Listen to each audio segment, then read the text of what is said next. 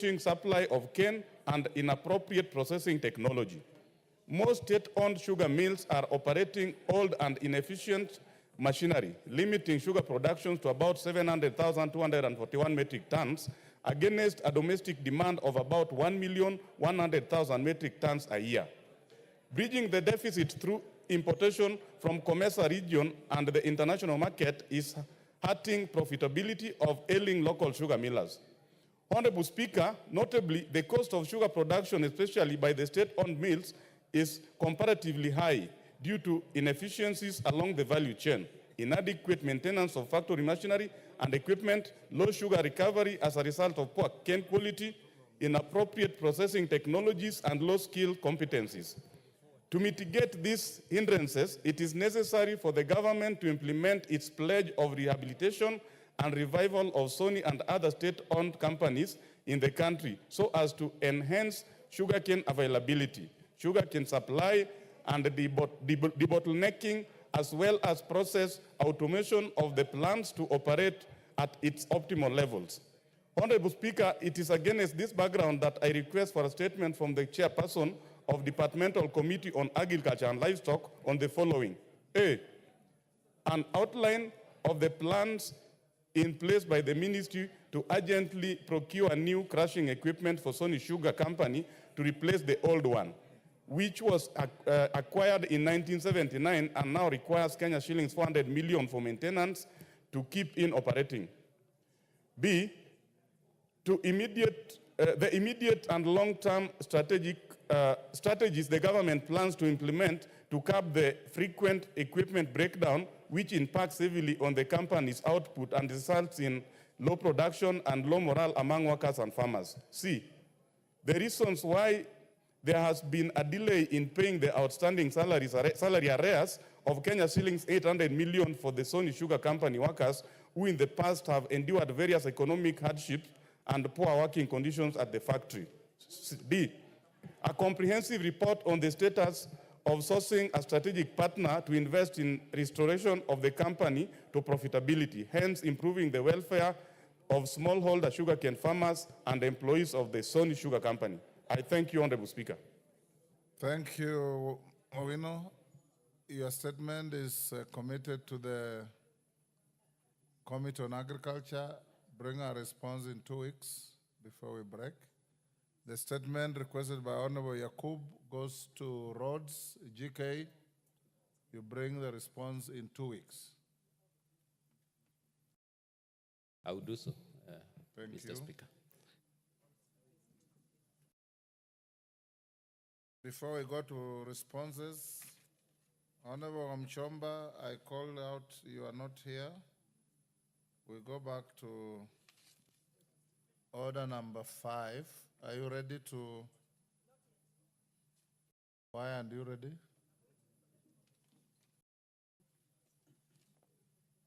Why is it in the order paper? I'm waiting for the clerk to bring it for signature. Okay.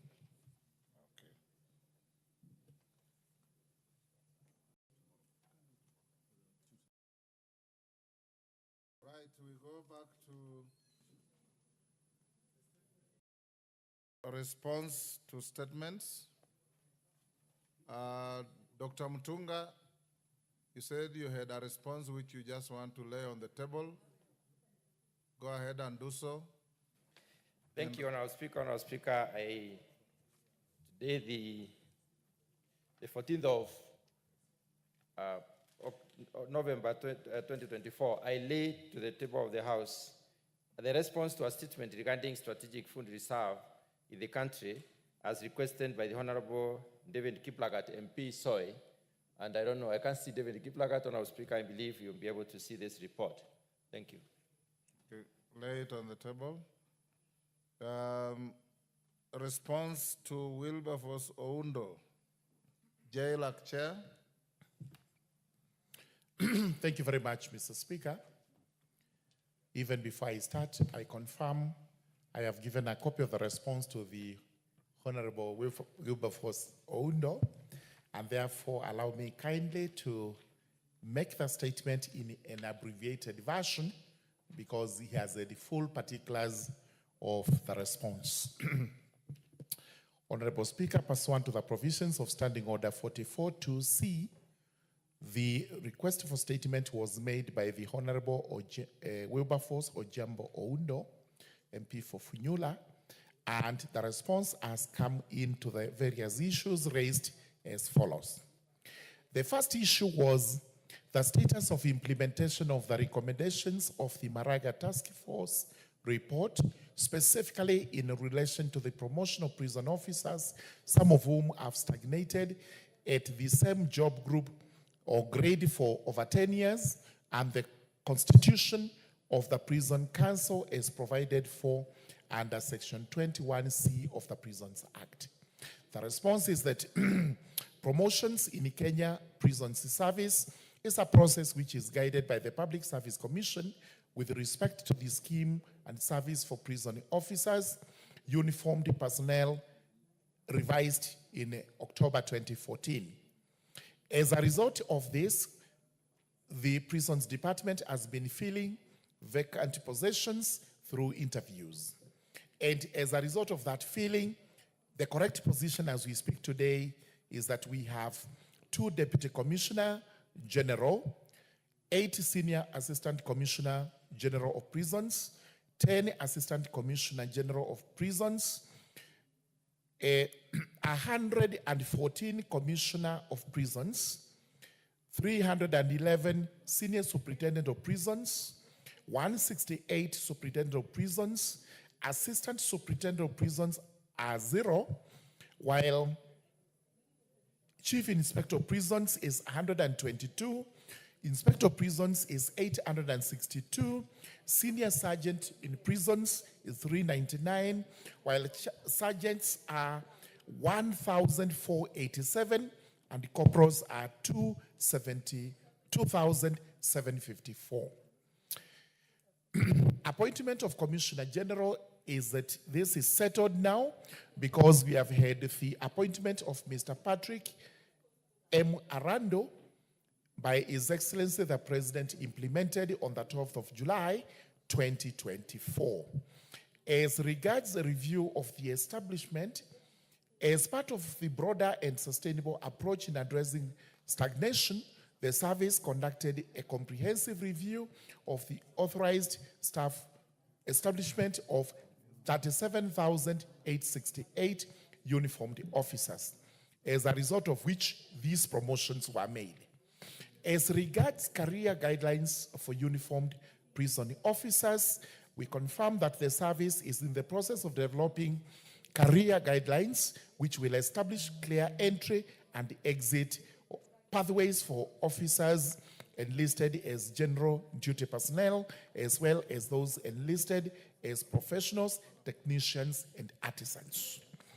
As regards issue number 2, any plans to provide decent housing for prison officers under the affordable housing program, and if so, the status of these arrangements, we confirm that the Kenya Prison Services has actually consulted the State Department for Housing and Urban Development for consideration in the provision of the houses under the affordable housing program. And as a result of this consultation, a program is being developed for a minimum of 5,000 houses or units within a 3-year under that particular program. As a result of which now, the Kenya Prison Services would be proposing for continuation of the National Police Service housing scheme to be continued to complement the above programs.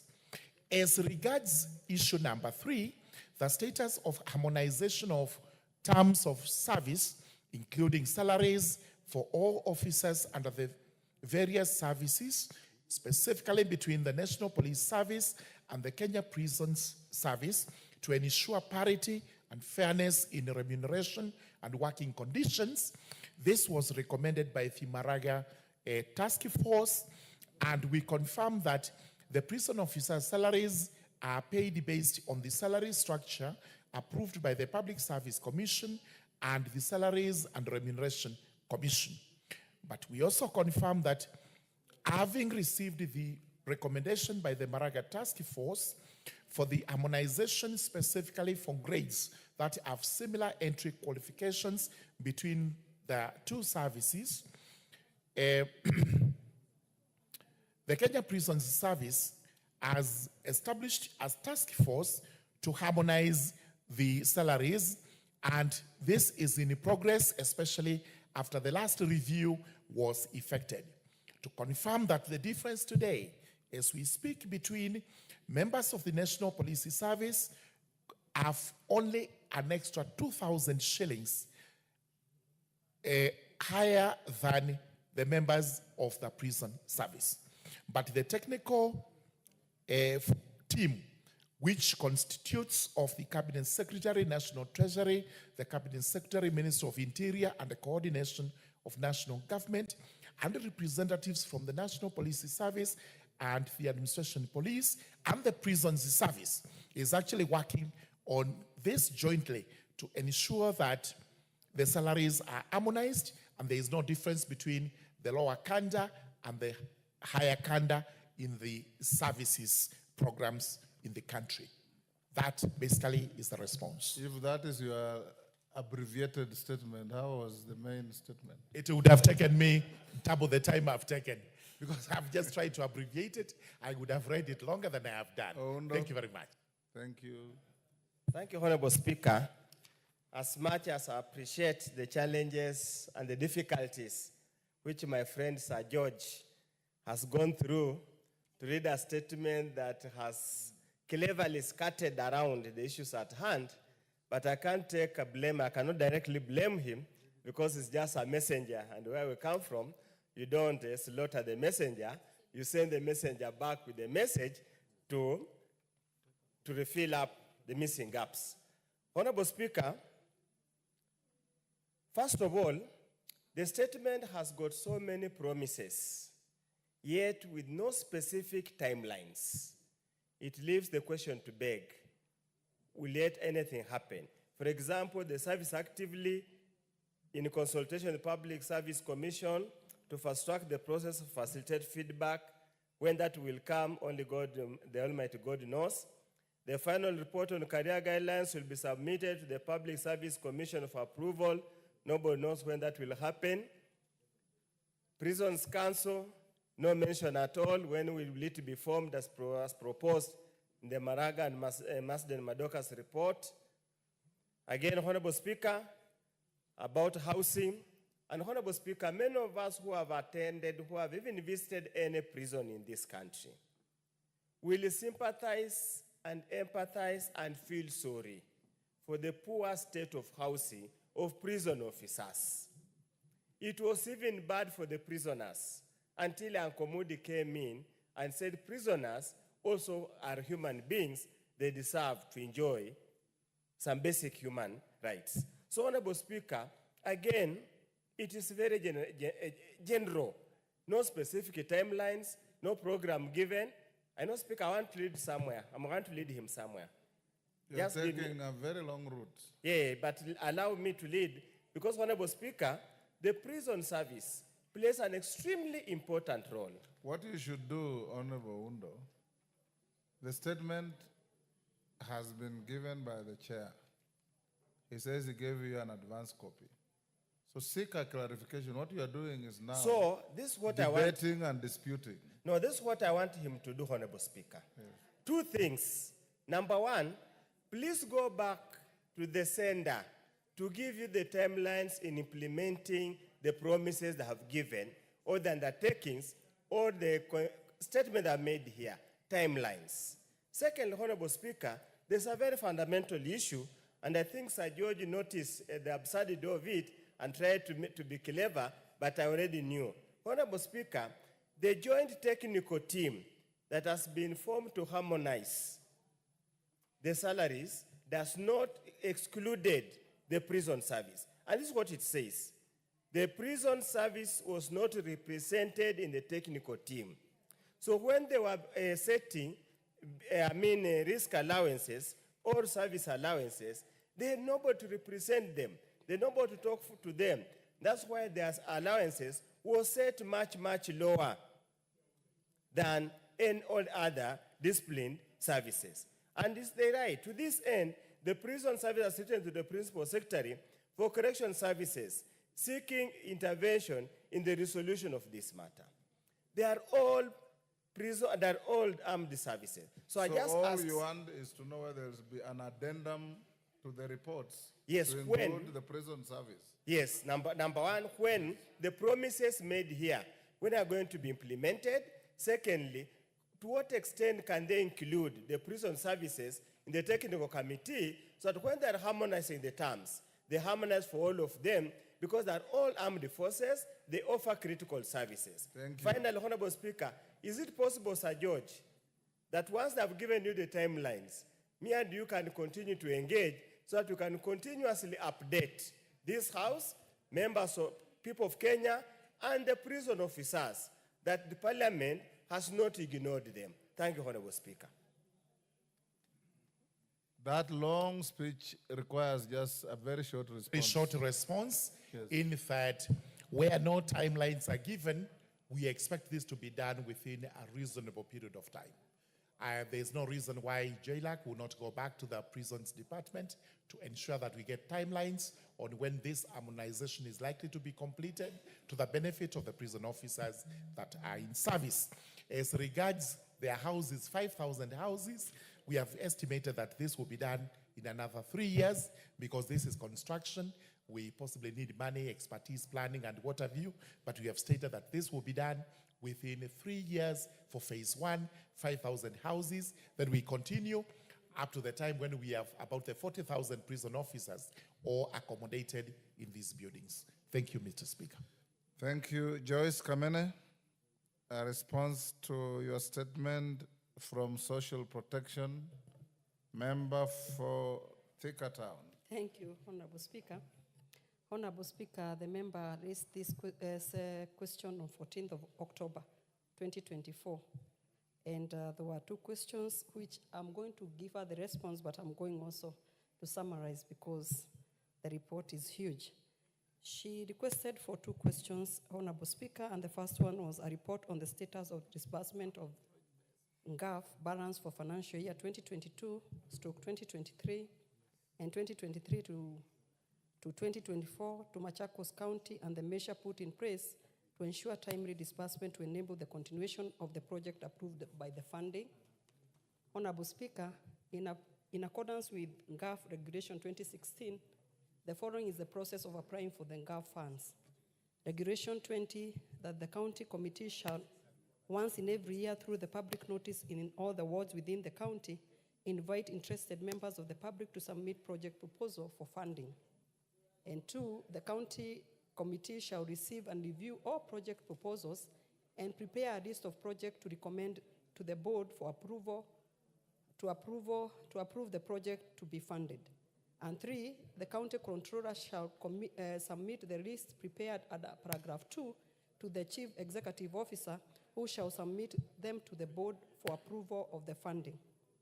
Honorable Speaker, the chief executive officer is yet to formally receive the county request for the project to be funded. As such, disbursement of the fund to the county cannot be immediately effected.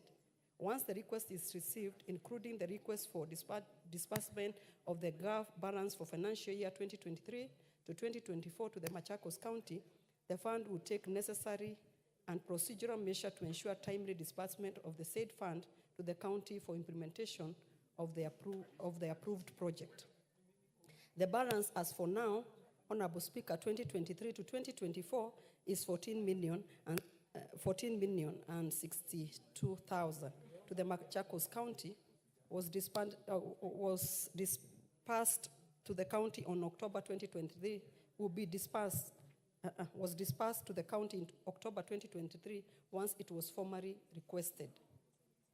Honorable Speaker, for the question number 2, the member had asked action taken by NGAAF to immediately post Ms.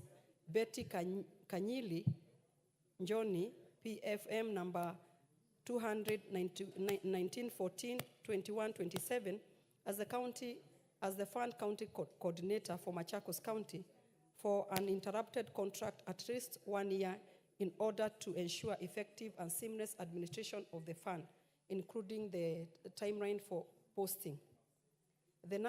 Honorable Speaker, the National Government Affirmative Action Fund 2016, Regulation 16 provide that the function and composition of the county committee in each county to be, among other, the national government officer in charge of the county responsible for gender affairs or his or her nominee, and the county coordinator be ex-officio member, and the secretary to be the committee. The fund has been engaging county gender office on a need-be basis as a stopgap measure, mainly due to lack of approved human resource instrument and sufficient fund to cater for personal enrollment. The State Cooperation Advisory Committee, SCAC, noted that such an arrangement of deploying staff from the mainstream government to run the operation of the fund may be detrimental to the performance of the fund. In this regard, the SCAC advised that the fund of the process to be finalizing the development and approval of their human resource instrument, and subsequently commence the process of recruiting their own staff, subject to availability of the budget. Honorable Speaker, I'll go to where they have advised. They have said, it is against this background, advised by SCAC and the provision of the Public Service Commission Act, that the board in its 92 meeting on 13 September 2024 resolved to phase out the deployed gender officer from acting as county coordinator upon expiry of their respective contract and replace them with a substantive county coordinator to enable the gender office to undertake their critical role of oversight as per the NGAAF Regulation 2016. The fund has since deployed a substantive county coordinator, Mr. Mutua Murumba, who was the successful candidate with effect from November 4th, 2024. The officer has since reported and is currently clearing and handing over as per the prevailing human resource policy and procedure manual. I submit, Honorable Speaker. The Honorable member is here. I can give her the report herself. Kamene, member for Machakos. Thank you, Mr. Speaker. Honorable Speaker. She has given the report. Thank you, Chair, for the report. But there are a few issues because there have been some changes. Let me say I appreciate the PS, Madam Anne, because she intervened on this issue of the coordinator. And Madam Betty, our contract has been renewed. The issue of funds. You cannot just give us a blanket figure of 14 million. I want full records of the county projects, the value addition, because all those have different votes. Your Nini is talking about some 14 million. And our books are showing approved projects that have not, that the money is lying with GAF is 24 million. That's why we are insisting, we want to know where these funds are going and what is happening. We also have funds that have been carried forward. And because of the lack of the coordinator, we have a whopping close to 100 million that belongs to Machakos County. And we need to be reconciled. Let them give us a full report. What is the balance of the bursary funds, the civic education, and also the admin? Because those are funds that are lying at the headquarters because of lack of a coordinator. And I'm happy the PS has given us the gender officer. So I still need our figures and I still need to get the clear records. Thank you, Mr. Speaker. I think those clarifications you can share with the member. Thank you, Honorable Speaker. I can share with the members the problem that they had the Machakos County is because they did not have a coordinator, Honorable Speaker. But we have seen from 4th of this month, 4th November, now they have a new coordinator, Mr. Murumba. We are going now to look into the matter because he will be able now to coordinate the county, and we know how much money has not been dispersed for Machakos County. Thank you, Honorable. Sorry. Yes, Joyce, Kamene. Speaker, I would like to correct again. There is nothing like a Mr. Mulumba. We have Betty Kagiri, who Madam P.S. intervened because she's the one who has been in that office, and her contract has been extended. We are working with her. We are comfortably working with her. So I don't understand where the Mr. Mulumba is coming in from. Thank you.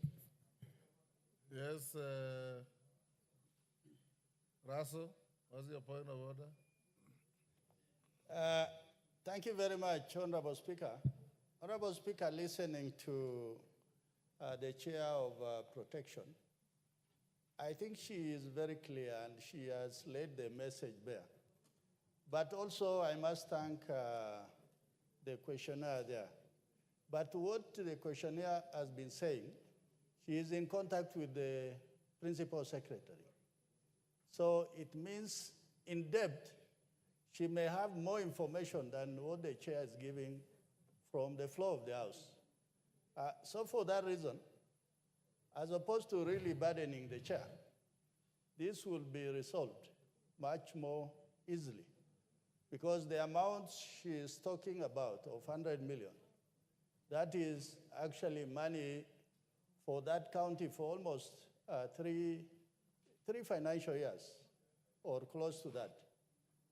So for that reason, as opposed to just ping pong on the floor of the House, this matter can be taken up by the honorable member with the support of the chair, with the ministry to give maybe fundamental perspective on the question that is being asked. Thank you, Honorable Speaker.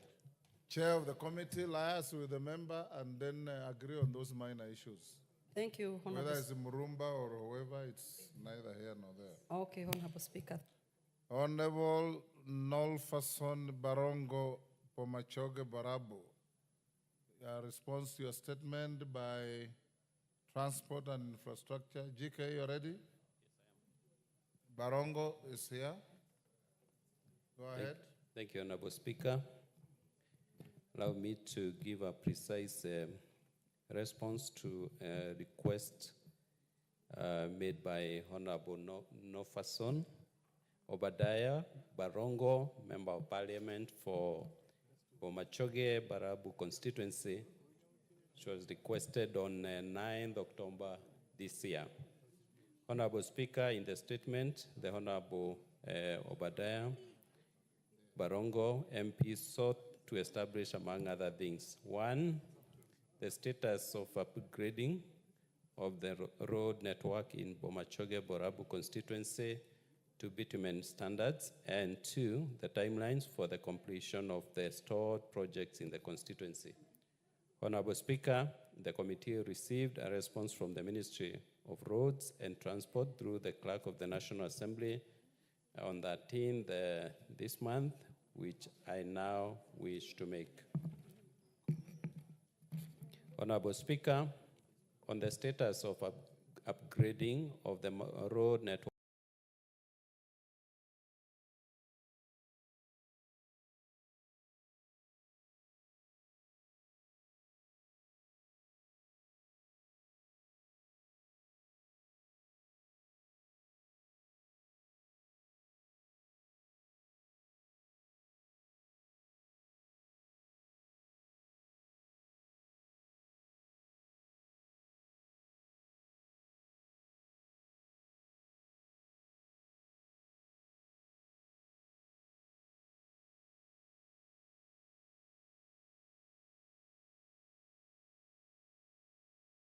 in Bomachoge Barabu constituency to be into the roads project 21. Honorable Speaker, with regards to the timelines for the complete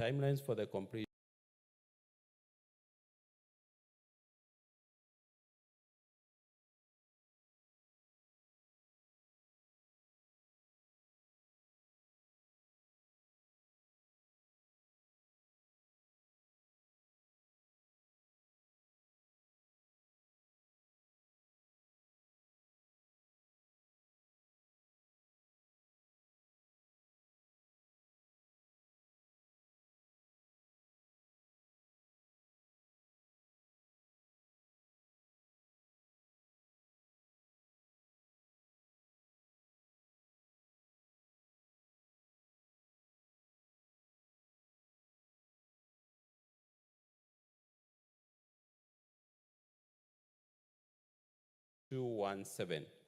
Honorable Speaker, with regards to the timelines for the completion of the provisions due to exogenous factors, thus extracted amount, the ministry through KERA is currently reviewing so that shall allow the completion of the remainder of the works upon award. Once the appraisal is agreed upon, we project completion of the project by December 2025. Honorable Speaker, I submit. Barongo. Thank you, Honorable Speaker. And thank you, Chairman, for the response that you have given me. I would like to say that I'm not very happy with that response.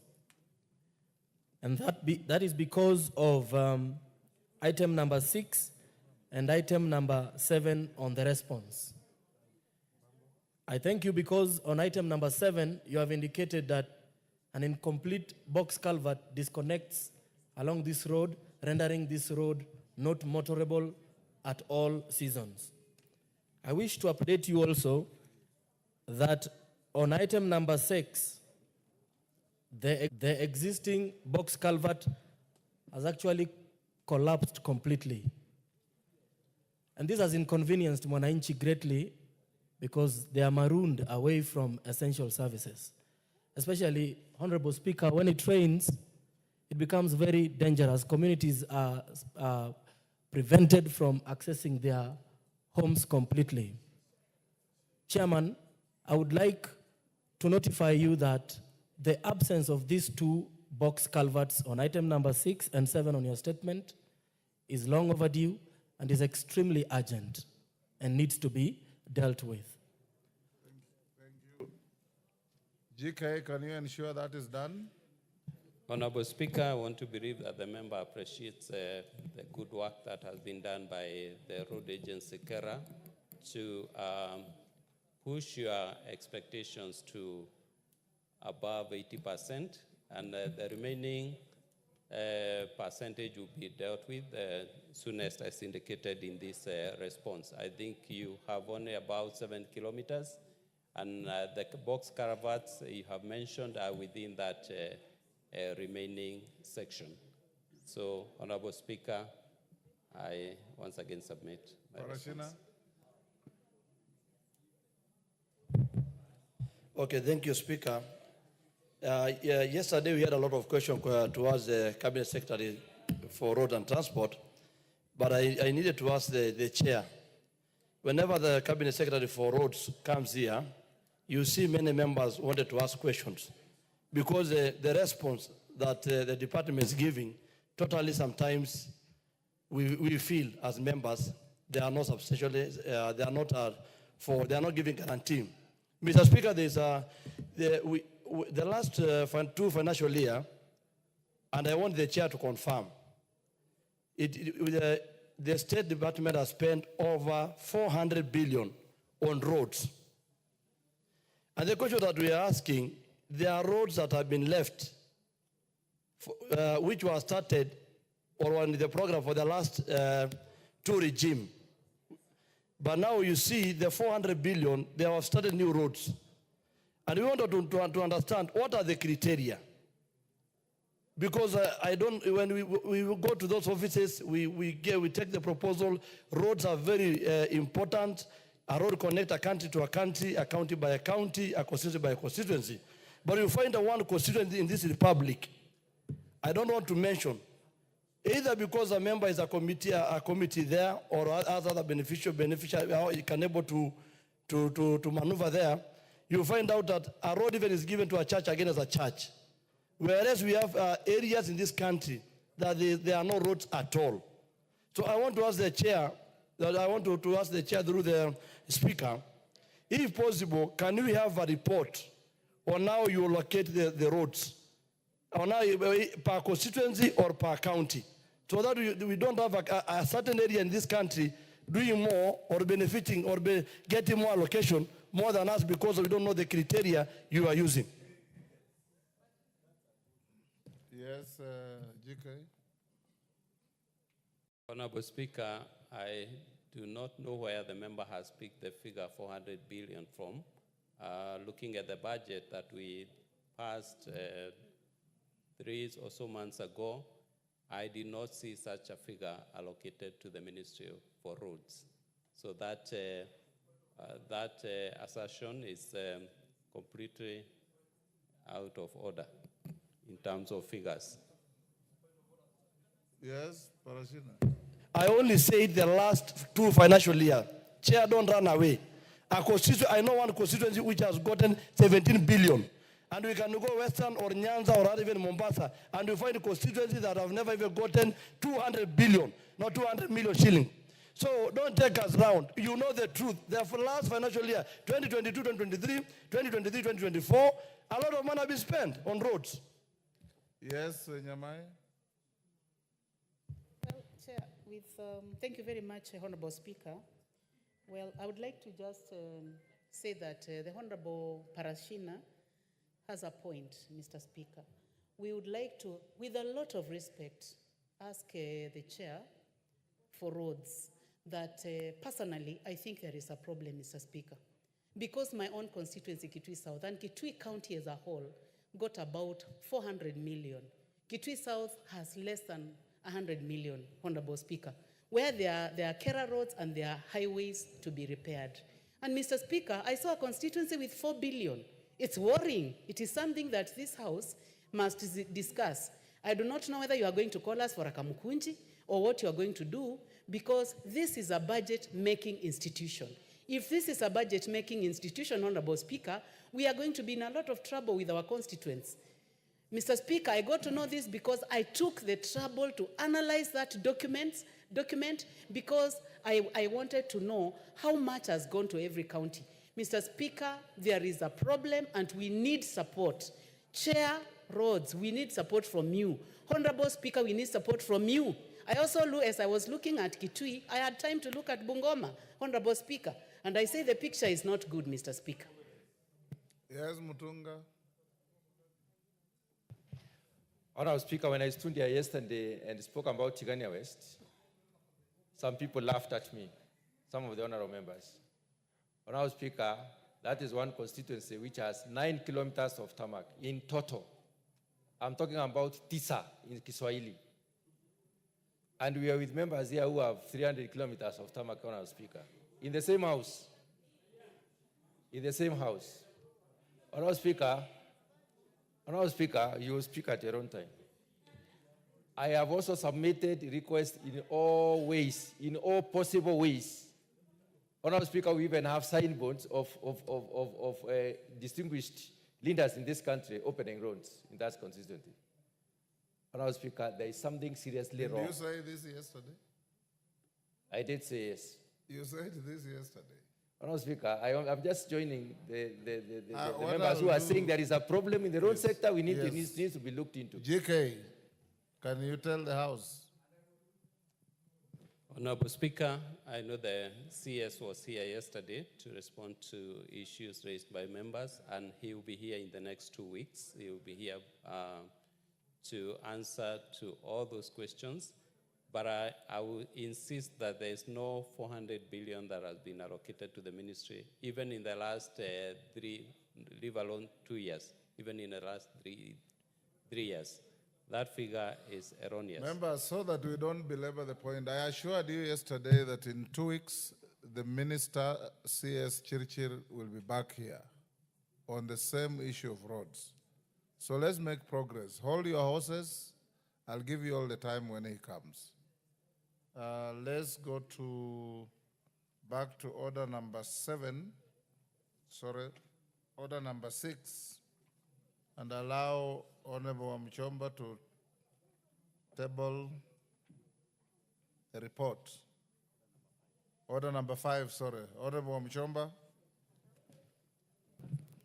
Thank you, Mr. Speaker. I beg to lay the following paper. Honorable Mchomba, the very least you can do is to apologize to the House for coming late, because I called you out twice. Thank you, Mr. Speaker. I wish to apologize for my absence in the morning, in the early afternoon, because I'm coming from my constituency. I had a forum. Mr. Speaker, if you look at the way I'm dressed, covered my head, because I had a forum with the women The of speaker Mothers has no Union. knowledge of knowing how you dress when you go So, to Mr. functions. Speaker, I am dressed like the Mothers Union because I had joined them for a very, very special meeting for the Mothers Union of the ACK Church in my constituency. And being one of them, I had to attend and I had to fellowship with them. My apologies for lateness, but I am here, Mr. Speaker, to lay the following paper on the table of the House today, Wednesday, 13th November 2024. A report of the Constitution Implementation Oversight Committee on participation in the Parliamentary Intelligence Security Forum in Washington, D.C., United States of America, from 7th to 8th December 2023. Thank you, Mr. Speaker, and once again, my sincere apologies. Thank you, Honorable Mshomba. Oku Kaunya? Is Meli in the house? Honorable Meli? Honorable Meli, Oku Kaunya has an issue on a statement that he says he requested to you and your committee. Go ahead, Honorable Kaunya. Thank you very much, Mr. Speaker, for giving me this opportunity. Mr. Speaker, on the 16th of October, a response to a statement had requested through the Departmental Committee of Education chairperson was given. In the response to the statement, where they demanded to know why the equipment for Chamasiri TVC had not been delivered and when, the timelines when it would be delivered, the chairperson of the Departmental Committee of Education, Mr. Speaker, assured this House that this equipment will be delivered before 5th of November and that by 5th of November, delivery and commissioning will be complete, and therefore the students of Chamasiri TVC will now utilize this for practical learning. Mr. Speaker, I want to bring to your attention that as of today, that equipment, the delivery, and of course the commissioning has not been done. And Mr. Speaker, I seek for your intervention to be able to guide on what should happen. But Mr. Speaker, it appears that the CS for education is taking the role of this House, which is the oversight role, very lightly. Because if a statement is read before the House, indicating and confirming even the dates, and then it's not carried out, Mr. Speaker, I think the CS is taking this House for granted. And I would urge, Mr. Speaker, you give direction so that the chair of the departmental committee can be able to take the necessary action to have the equipment for Chamasiri TVC delivered and also explain really what is happening. Thank you, Mr. Speaker. Honorable Meli, do you have... Yes, Mr. Speaker, I don't have the answers at now, but you all know, Mr. Speaker, that chairs of committees do deliver information on behalf of the cabinet secretaries to this House. I will endeavor to really find out because it is going to be very bad. Can you report back on Wednesday afternoon? I can't report back, Mr. Speaker, because it is going to be very bad that we made a commitment that they shall be brought and be launched. I commit to report back on Wednesday. Honorable Kaunya, the chair is directed to bring some information on Wednesday afternoon. Next order. Oh, sorry. Majority Leader statement of every Thursday. Osoro. Thank you very much, Honorable Speaker. This is the usual statement by the Majority Leader.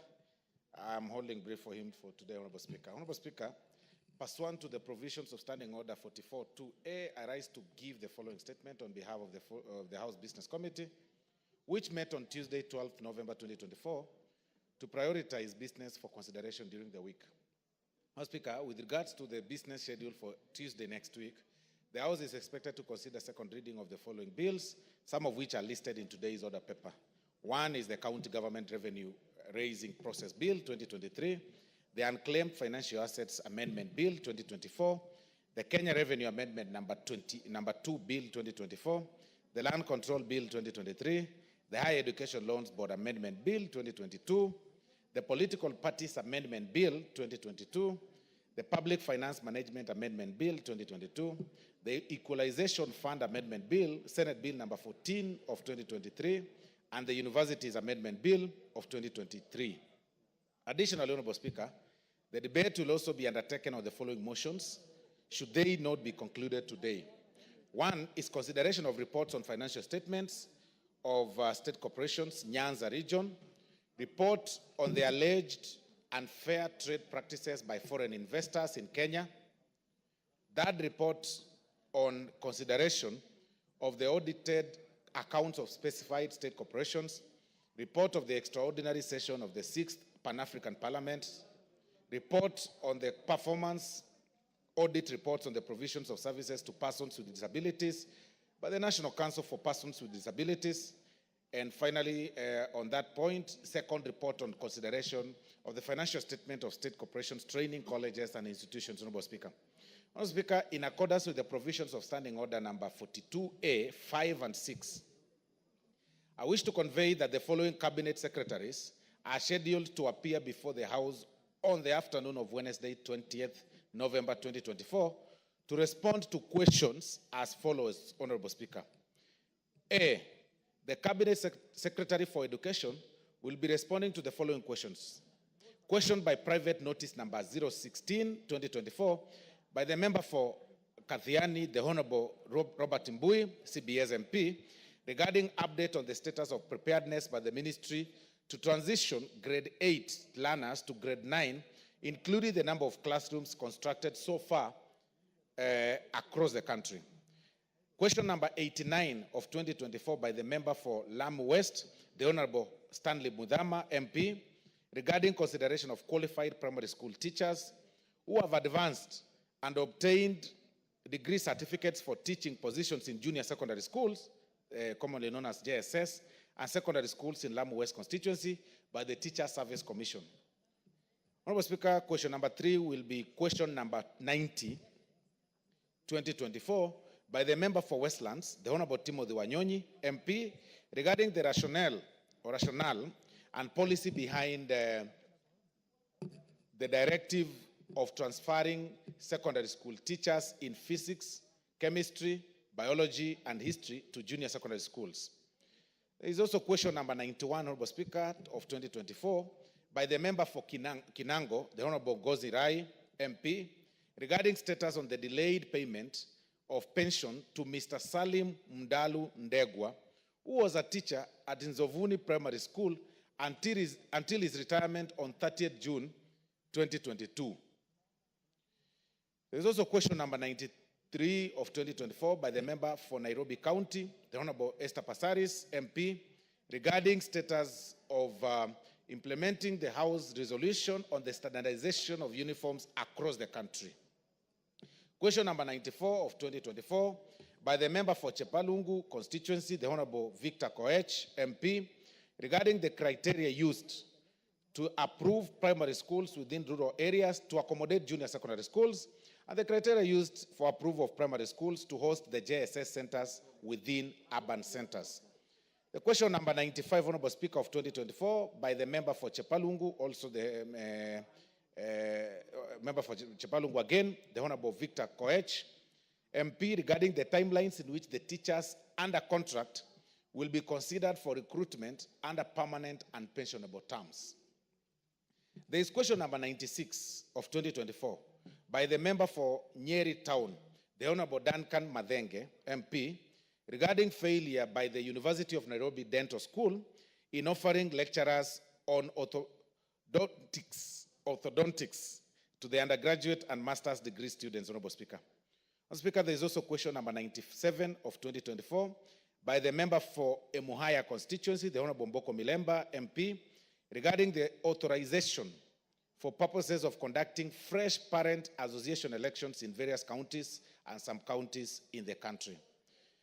Honorable Speaker, there is also question number 98 of 2024 by the member for Yatta, the Honorable Robert Basil, MP, regarding provisions of hardship allowance to technical vocational education and training tutors in Yatta constituency. Honorable Speaker.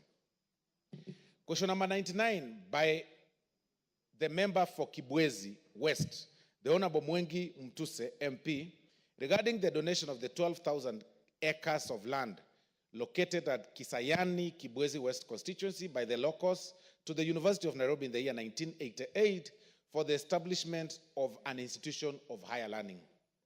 Question number 100, Honorable Speaker, by the member for Suba South, Honorable Speaker, the Honorable Karoli Omondi, MP, regarding details of the current deficit of teachers in both primary and secondary schools in Homa Bay County, Migori, Kisumu, Siaya, and Kakamega counties.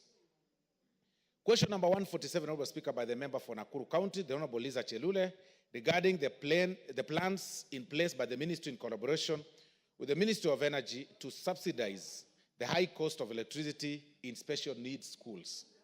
There is question number 148, Honorable Speaker, of 2024, by the member for Machakos, the Honorable Geoffrey Makoha, MP, regarding the number of special schools in the country, both for primary and secondary and ordinary schools, Honorable Speaker. There's also question number 149 by the member for Madare, the Honorable Anthony Oluoch, regarding the measures taken to create working strategies with county governments to ensure both early childhood education, development and primary schools have access to school meals, Honorable Speaker. The Cabinet Secretary for Agriculture and Livestock, Honorable Speaker, will also be here, that very timeline, to respond to the following questions, Honorable Speaker. Question number 015 of 2024 by the member from Beera North, the Honorable Geoffrey Ruku, MP, regarding the status of the supply and distribution of subsidized fertilizers across the country in preparation for the planting season. Question number 27 of 2024 by the member for Machakos County, the Honorable Joyce Kamene, MP, regarding programs and policies the ministry has implemented to reduce importation of food to the country and ensure food self-sufficiency, in the country. Honorable Speaker, there is also the question number 101 of 2024 by the member from Beera North, the Honorable Geoffrey Ruku, regarding reasons why Pest Control Products Board, the PCPB, has permitted the use of Roundup in the country, yet the herbicide has been banned in the Americas and Europe due to its scientifically proven carcinogenic effects, Honorable Speaker. There is also question number 102 of 2024 by the member for Chepalungu constituency, the Honorable Victor Koech, MP, regarding specific measures being undertaken to ensure that dairy farmers in Chepalungu constituency receive competitive prices for their dairy products. There is question number 103 of 2020 by the member for Gishugu constituency, the Honorable Robert Gishimu, MP, regarding the decline in macadamia nut prices and measures aimed at boosting prices for profitability for farmers. There is finally on questions, Honorable Speaker, question number 146 of 2024 by the member for Uasin Gishu County, the Honorable Gladys Bose Sholei, MGH, MP, regarding status of implementation of the recommendation of the National Assembly with regards to public petition number 70 of 2019, Honorable Speaker, on withdrawal of harmful chemical pesticides in the Kenyan market, Honorable Speaker. In conclusion, Honorable Speaker, the House Business Committee will again reconvene on Tuesday, 19th November 2024, to schedule business for the rest of that week. I now wish to lay this statement, Honorable Speaker, on the table of the House. I thank you, Honorable Speaker. Thank you.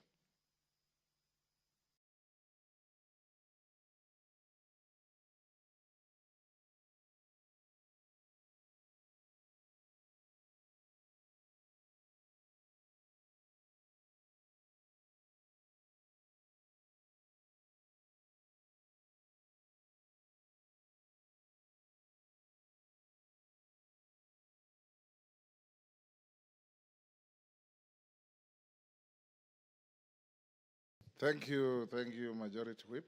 Next order.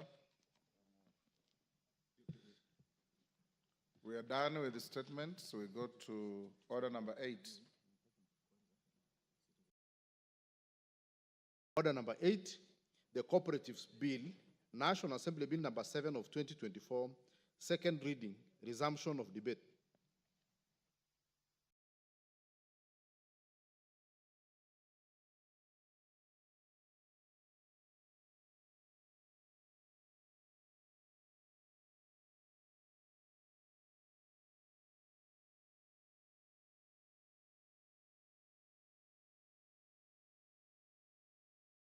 Timothy Toroitich, his balance of 6 minutes forfeited. Wilberforce Oundo, had you spoken to Cooperatives Bill? Ahead. You had? Yes, yes. Parashina Sakimba?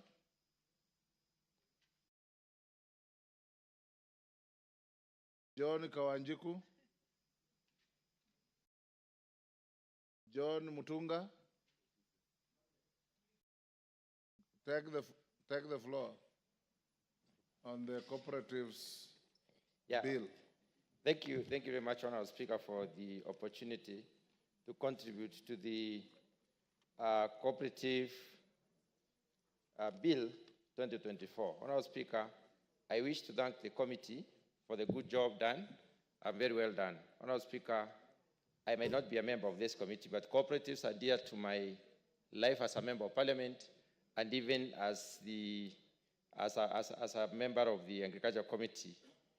Honourable Speaker, most of the cooperatives in this country are in agriculture, and therefore it is really a bill that we've been looking forward to.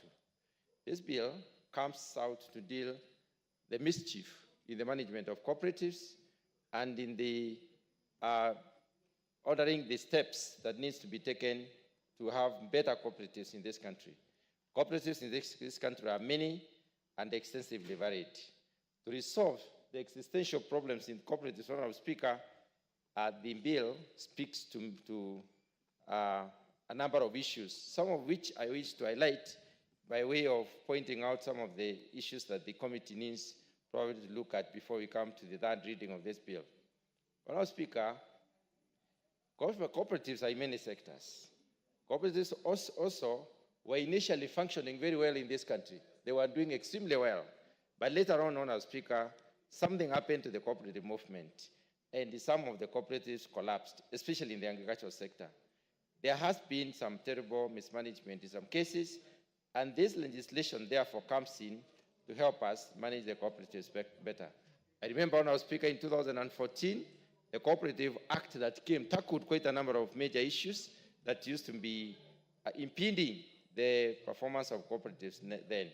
This particular legislative proposal comes in to specifically polish the sector's expectations. The efforts are therefore very well rounded in this particular respect. Honourable Speaker, I will be very specific on some of the clauses within the bill so that I may be of some assistance to the committee. Honourable Speaker, if we look at the objects of this particular bill, the clause number 3, which has the objects, there are a few issues I would like to point out. Number 3 itself, that the object of this act is to provide for a legal framework that promotes a sustainable and competitive cooperative sector for socio-economic development in a devolved system of governance. Socio-economic development in this country will happen if we are able to harness the little that we have. And the little that we have will basically be brained around the factors of production. One of the key factors of production in this country is land, and most of that, what happens on the land, basically becomes the building blocks for the foundation that we need to develop this particular economy. Honourable Speaker, if we have sustainable cooperatives, it therefore means that we are able to develop our people. What happens in an economy, what grows an economy, is to make as many people useful as possible. The more of useful people in terms of contributing to the economic well-being of our country we have, the better we are as a country, and therefore, the better we will be even in the future. If I look at part 2 of, clause 3, subclause 2, which basically starts without prejudice and goes on, specifically part B, which as specified one of the objects as the uniform norms and standards in the registration, regulation, supervision, and management of the cooperatives. We are saying there should be no selective treatment when it comes to cooperatives. There should be no sacred cows. So-called cooperatives should be uniformly treated in this particular country. Now, Speaker, there are some, if you look at subclause 2D, in terms of the object 2D, which talks about the areas of concurrence, jurisdiction in promotion, regulation, registration, regulation, and supervision of cooperatives have been highlighted and picked. These cross-references makes it important to anchor this particular act in the existing legislation so that the cross-referencing is enabled. And therefore, it becomes a better law as probably, that we had before. Honourable Speaker, I also underlook at clause 4, especially where we are talking about the cooperative principles. And it is violation of these principles which led to the collapse of the cooperatives. The principle of voluntary and open membership. When members are put into a cooperative and they do not agree, there is no homogeneity of the membership. There is no tying, glue for the members, then we have a problem. Democratic, member control. Democracy lacks in quite a number of cooperatives. We have sub-levels of dictatorship, and this makes it impossible for cooperatives to run properly. When you look at the economic participation by the members, decisions made sometimes in some of the cooperatives led to misuse of resources for the former cooperatives, and therefore the cooperatives, suffered.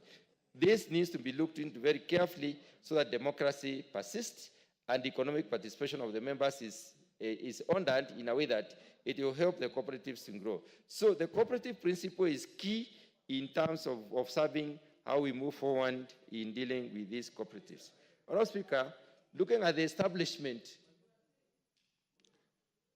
Honourable Speaker, protect me from the majority whip who seems to be shouting. I don't know what he's trying to say.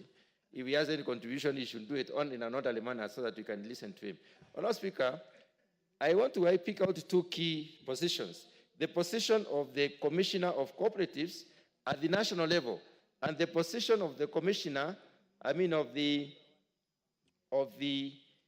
Director of Cooperatives at the county level.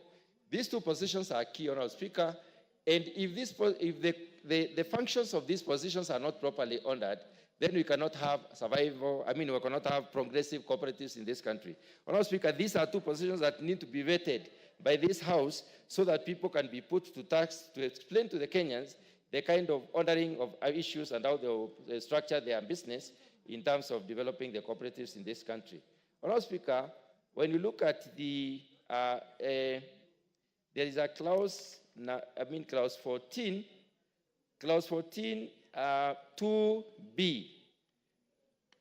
Honourable Speaker, the Director of Cooperatives at the county level is given a function of carrying out inspections into the affairs of the cooperatives in the county.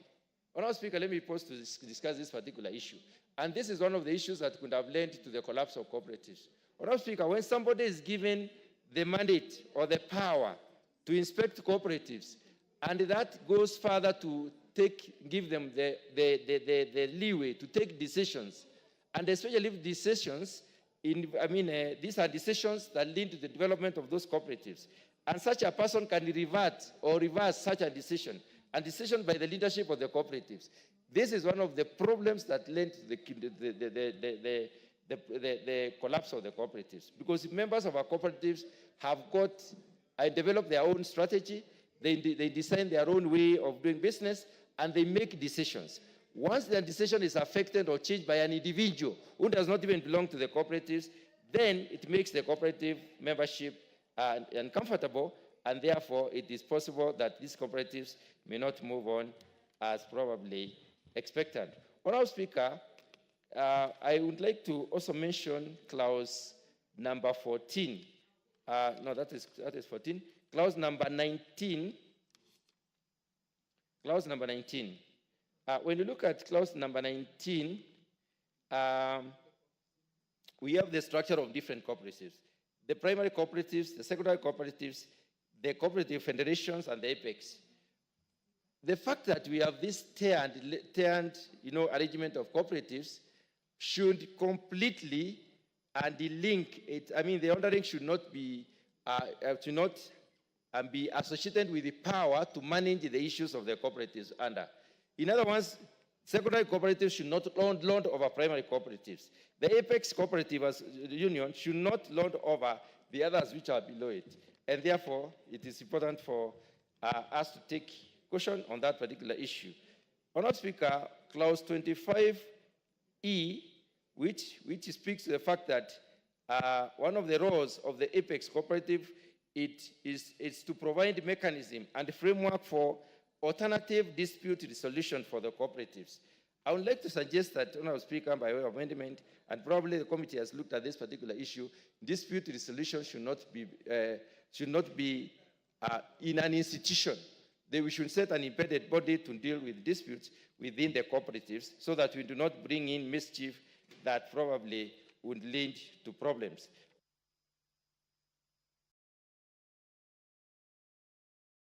Just give him 1 minute to finish his sentence. Honourable Speaker, the very last one is clause 61. Clause 61 is long and basically talks about the delegation system and the representation.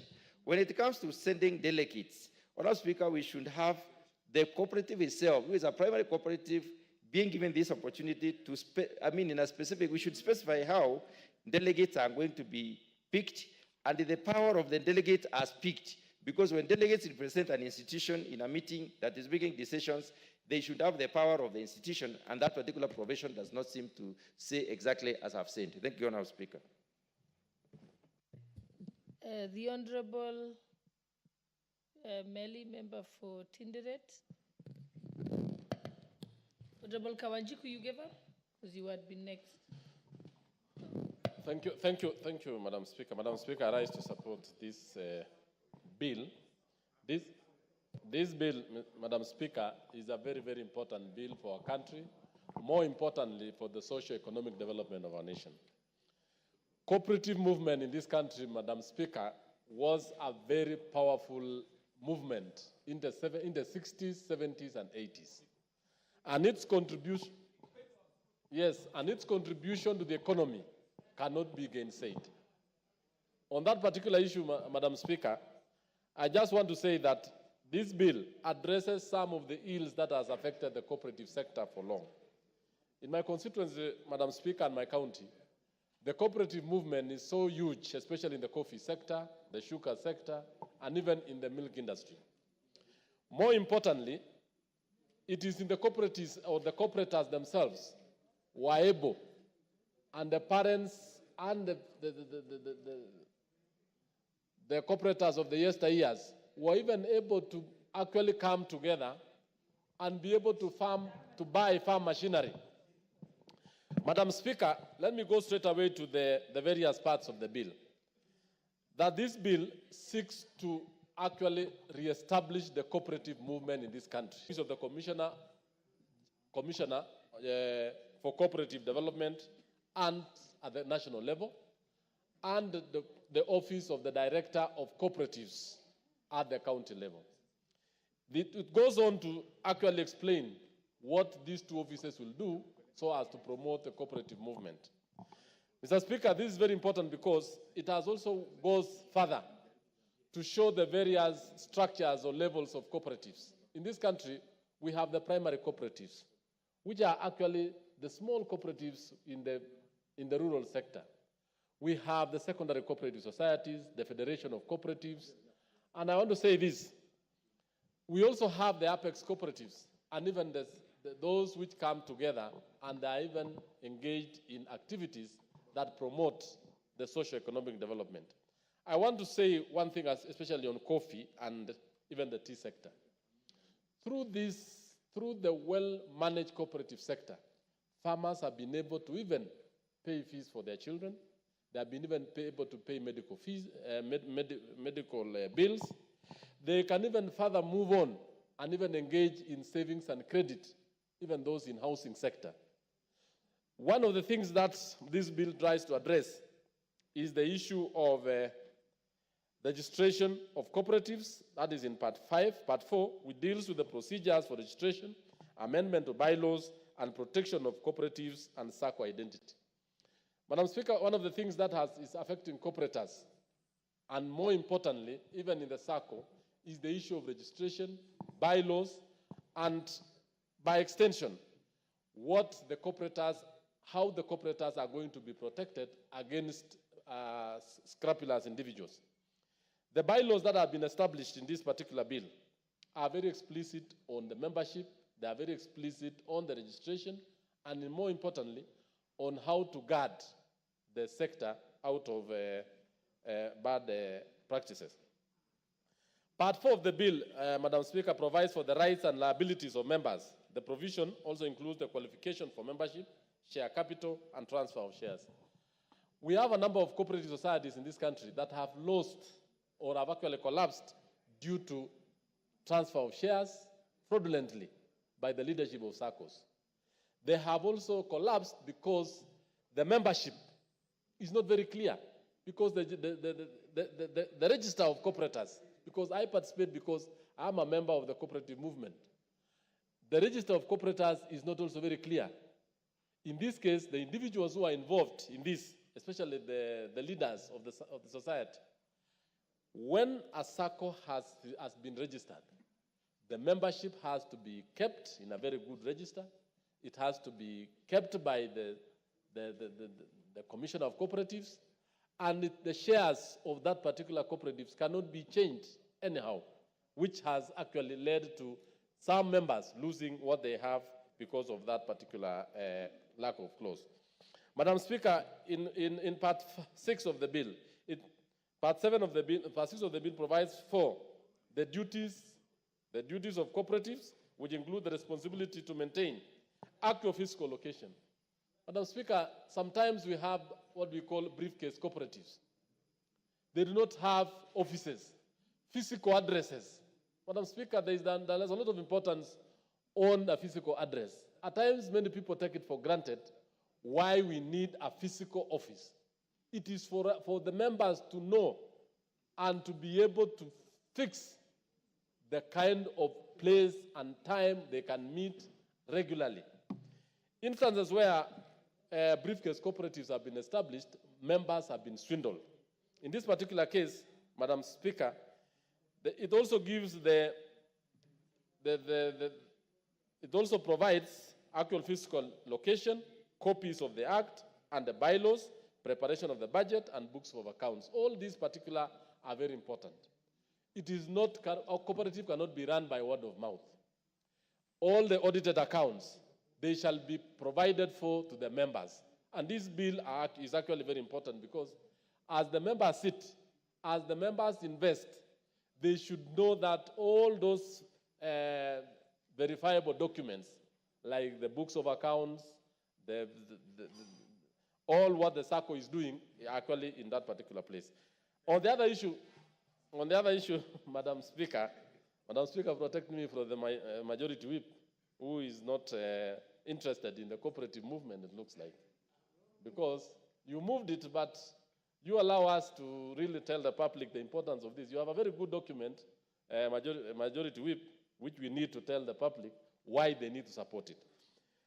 Madam Speaker, on part 8 of the bill provides for the procedures for the amalgamation and division in cooperatives, including primary and secondary cooperatives, also resolutions, notification, and creditors' distributions of assets and liabilities, and the role of the Commissioner of Cooperatives. This is an aspect where, at times, cooperatives do merge. And I want to say this as a member and a leader in a cooperative movement. Where some small cooperatives merge because of their economies of scale.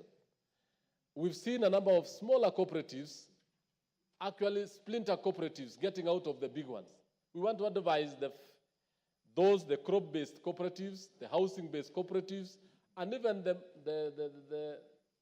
the salaried, or what we call the SACCOs-based cooperatives.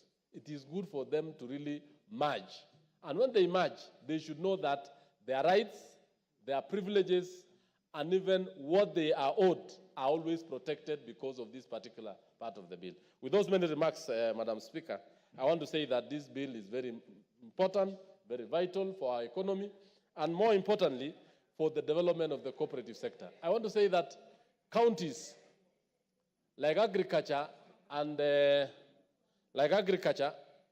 cooperatives is very, very vital in the devolution movement. And the creation of the what we call the cooperative technical forum committee, which is government relations committee, will enable the national government and the county government to relate well, especially in improving cooperative movement in this country. I support this particular bill, Madam Speaker. Thank you. The Honorable Member for Likoni, Honorable Mishimboko. Thank you, Madam Speaker. Madam Speaker, I stand to support this bill by Honorable Osoro. Honorable Speaker, this bill talks about cooperative movement in our country, and more so in particular, the Saving and Credit Cooperative Organization, what we call SACCO. Madam Speaker, this cooperative, they are very instrumental in terms of pooling capitals or other resources, Honorable Speaker. Honorable Speaker, they also facilitate job creation, they also facilitate economic growth and social development, Madam Speaker. Madam Speaker, I'm very much impressed by this bill because it talks about 4-tier cooperative structure. The first structure is the primary cooperative, where members can engage directly. The second one, it talks about secondary cooperative, where there is what we call mutual support within the members. There is what also we call cooperative federation, where it talks about the network of the cooperatives. And we have what we call apex cooperatives, which is the highest level, which takes all the cooperatives together. Madam Speaker, having these 4 tiers, it means the governance and accountability is going to be very clear. And that is why we are going to avoid so many wrangles and to ensure that members benefit as members of the cooperative. Madam Speaker, if I look on clause 11.1, which I quote, it states, there is established in each county the office of the county director of cooperatives. Madam Speaker, this means there will be a new breath of life for our local economies.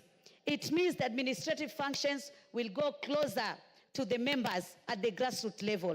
Because, Madam Speaker, when you are talking about devolution, devolution has to go in so many aspects. And that is why having that director at the grassroots level, or rather at the county level, it means even more bureaucracies, which are at the national level, are going to be avoided. Madam Speaker, if I also look on this bill, clause 62(5)(a), and I want to quote, which says, in constituting its board of directors, a cooperative shall ensure that not more than 2/3 of the directors are of the same gender. Madam Speaker, we have been talking every day that this law has to be implemented.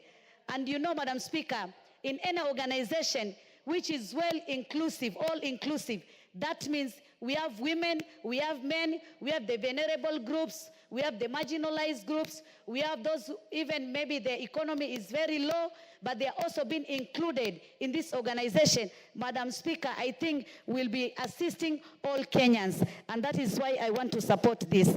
Madam Speaker, you can also remember there have been many fraud, and we need to put some mechanism to ensure Kenyans are being protected. And I've seen in this bill, in clause 41, clause 43, and clause 44, which talks about how to protect members from fraudulent schemes.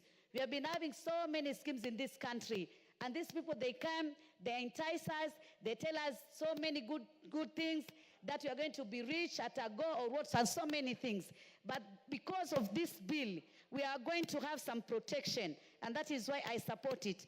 My last will be clause 73(1), we stipulate that if an employee has paid the employer the deduction for the SACCO, and the employer does not pay that deduction to the relevant SACCO, then he's going to be liable to pay that deduction, and also if there is any penalty or any interest, is going to pay that. Honorable Speaker, I've been told that there is no time, we have to go to the Committee of All House, but I had a lot to say because cooperative movements are the ones which have made individual businesses as a country to thrive in terms of growth in our economy. I support. I thank you, Madam Speaker. Thank you. And lastly, we have the Honorable Member for Githunguri, Honorable Gathoni Wamushomba, then we'll close that debate. Thank you very much. I'm honored indeed to participate and to be on record that I have supported this bill because this is what we have been waiting for, Madam Speaker.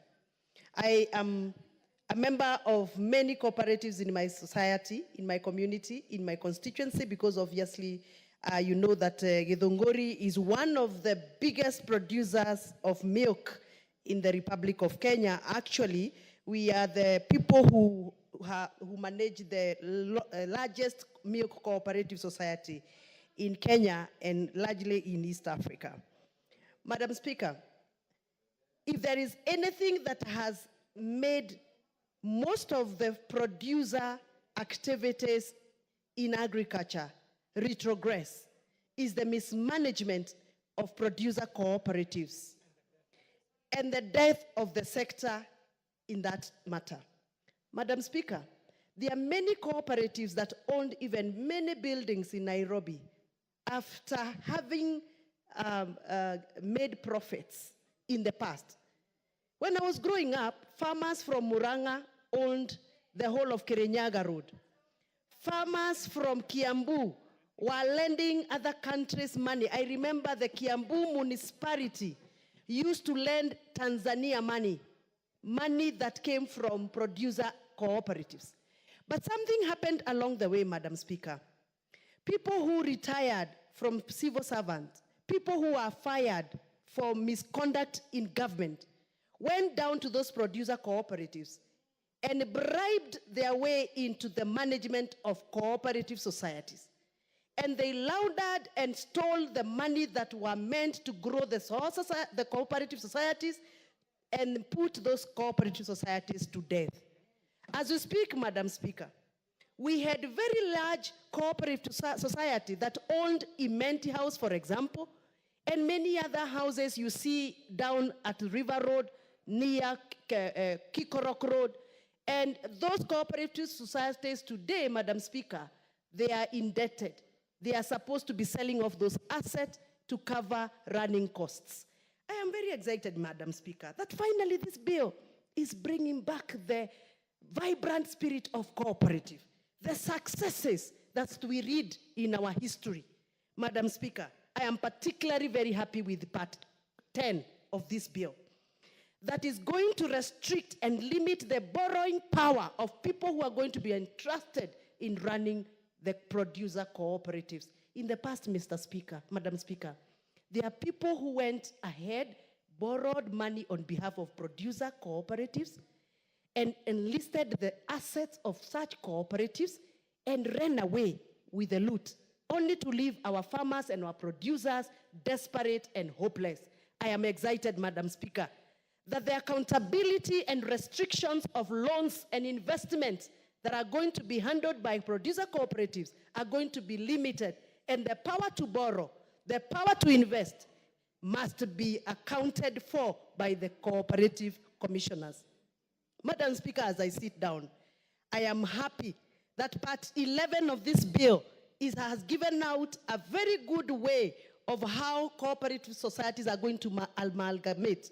In the past, Mr. Speaker, we have had cooperatives deciding on how they are going to divide the cooperative and bring up another fresh cooperative without the blessings of the majority of the owners and shareholders of cooperatives. I am happy that finally the spirit of cooperative is going to come back. We need to give our farmers the benefit that it is time for them to go back to their farms, produce as much, because there is a new law that is going to protect their sweat and their energy. I am supporting this bill. I can't wait to see it pass. Thank you very much. Thank you, Honorable Wamushomba. Now let's go to the next order. Sorry, I forgot. Where's the mover? Mover, you may proceed. Okay. Honorable Speaker. Unless you give her your minute. Yeah, with your indulgence, Honorable Speaker, let me allow the Honorable Sabina to, Honorable Sabina. No, Thank you, Madam Speaker, and I want to... No. Honorable, I've only allowed Honorable Sabina to take some of your time. Then, yes, and then you also do it very briefly, and then we can Madam proceed Speaker, to the next order. Thank you very much, and I want to really thank the mover of this bill. Madam Speaker, I came running because I needed to speak and say I support this bill 100%. Cooperatives, Madam Speaker, originated originally from Murang'a, as Honorable Mushomba has mentioned. By the time cooperative society in Murang'a County, back then in the 60s and 70s, could lend money to the national government. So, Madam Speaker, I am so happy that we are going to manage these cooperatives. I stand here to honor one man, the late Mushiri, who was a cooperative officer, who actually became the president of cooperatives in the entire Africa, and he was from Murang'a County, specifically Maragua constituency, specifically Kamahoha village. So, Madam Speaker, as I support, there's only one element, maybe I don't know where the honorable member can add into this bill. We had cooperatives university. Then it was cooperatives college, which strictly trained students on management of cooperatives. And that's why we are having many loopholes, because we turned all our technical institutes, all our colleges to universities, and we diverged from what we were training before. So the mover of the bill, as you move, let's see how we can be able to incorporate the training of cooperators so that even the young people can join cooperatives and help their elderly parents in management. I really thank you even for donation of that 1 minute, and I support. Okay, mover, you may proceed. Thank you very much, Honorable Speaker. Honorable Speaker, I want first to take this opportunity to thank all the honorable members that have contributed to this bill. And Honorable Speaker, to also appreciate the immense support that the honorable members have accorded to this bill, Honorable Speaker. Honorable Speaker, the unison way that this bill has been supported clearly shows that it was really timely. It came in timely. And it really indeed that this is what Kenyans needed at this point in time, especially on matters coming together and putting resources together. Also, Speaker, as I reply to this bill, I wish to remind the public and even the honorable members that the bill's intent is rooted in under Article 186 of the Constitution, and is part of a broader national cooperative policy whose intent, Honorable Speaker, is to harmonize the cooperative governance across the counties and ensuring uniform standards while respecting devolution, Honorable Speaker. Because the act that we had, Honorable Speaker, before in regard to the management of the cooperatives, Honorable Speaker, then did not really consider the devolved units. And that is why it's very important that we harmonize this between the counties and the national government and make it easy, of course, for the management, Honorable Speaker. This also, Honorable Speaker, this bill also addresses the issues of the sectoral challenges that arises from the management, from the governance and financial resilience, which, of course, seeks to improve the cooperative governance by embedding principles of transparency and strong financial oversight, and thereby protecting members' investment. Because we all live in this country, we've seen people coming up, Honorable Speaker, with SACCOs, what they call SACCOs or cooperatives, and they hoodwink the Kenyans whose genuine intent of growing their wealth end up, of course, putting such investments in what they imagine would be positive impacts on growing their wealth, and they end up, of course, having those people steal their funds. And this is really prone in the entire country. This is something that everybody has faced. Some pose as cooperatives, but they end up to be pyramid schemes. We all know of the pyramid schemes that have been in existence in this country, including the DESI and all the others. And you've even seen the men of cloth, Honorable Speaker, forming cooperatives or things that they imagine would be cooperatives, and tell people we want to buy land, we want to buy property. They would do it Kenyans, and then they con them in, while carrying the Bible, billions and billions of money, Honorable Speaker. And then I don't know where the words of, you'll go to heaven without anything. I don't know whether themselves, as men of cloth, will be going to heaven carrying those billions that they've stolen from people in the name of cooperatives, Honorable Speaker. So this bill seeks to resolve such challenges because of the nature of management and transparency that is involved in this whole in this bill, Honorable Speaker, and the structure of governance, which is with the clear operational structures. It really help in guarding the resources of the members of the public, Honorable Speaker. And finally, Honorable Speaker, the involvement of the public in this bill was very vital because the committee went, and even the involvement of the secretariat, our secretariat that went back to the villages to listen to the common man, Honorable Speaker, to listen to them. You will see the burning desire the common man has, the burning desire the Kenyans have in having their investment put in safe places, the investment packaged in good places where they can put their trust in. Because nowadays, Honorable Speaker, it becomes very difficult to understand, to differentiate between the genuine places for investment and the fake ones. And from the public participation, Honorable Speaker, that was conducted, what came out clearly is that Kenyans want to be sure. Kenyans want to be sure that indeed the cooperatives law has been clearly streamlined to make sure that their money, Honorable Speaker, is safe and secure, Honorable Speaker. And the bill, as drafted, Honorable Speaker, has really been simplified for any person to understand in a very basic language, very, very basic, from the level of dividing the tires, primary tire, secondary tire, tertiary tire, just to make Kenyans understand that it's a very basic, it's a law that incorporates all their demands, but with very basic terms of reference or language that is easily understandable, Honorable Speaker. So I really want to appreciate the members for supporting this bill, which is very crucial for a sustainable, competitive cooperative sector aligned with the national cooperative policy, Honorable Speaker.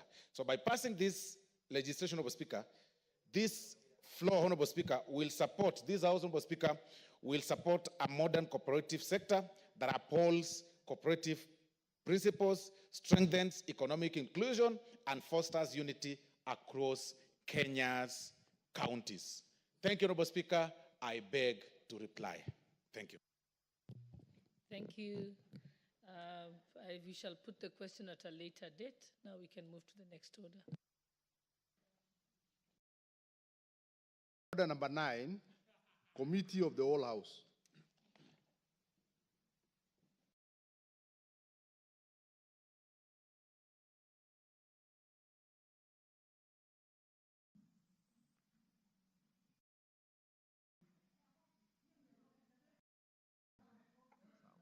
So mkubaliana mwanze na Technopolis.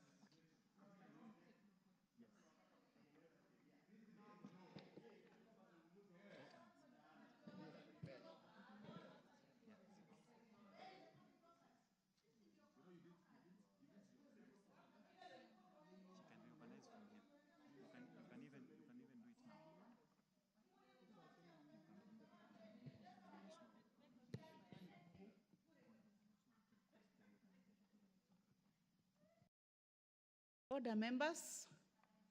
Before we start, I'll give the first opportunity to the Honorable Osoro to put on record the reorganization.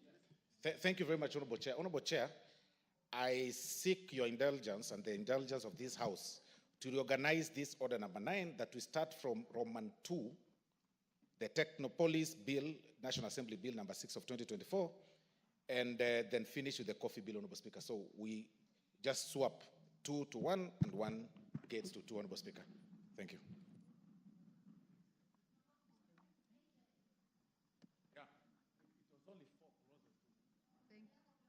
Thank you, Majority Whip.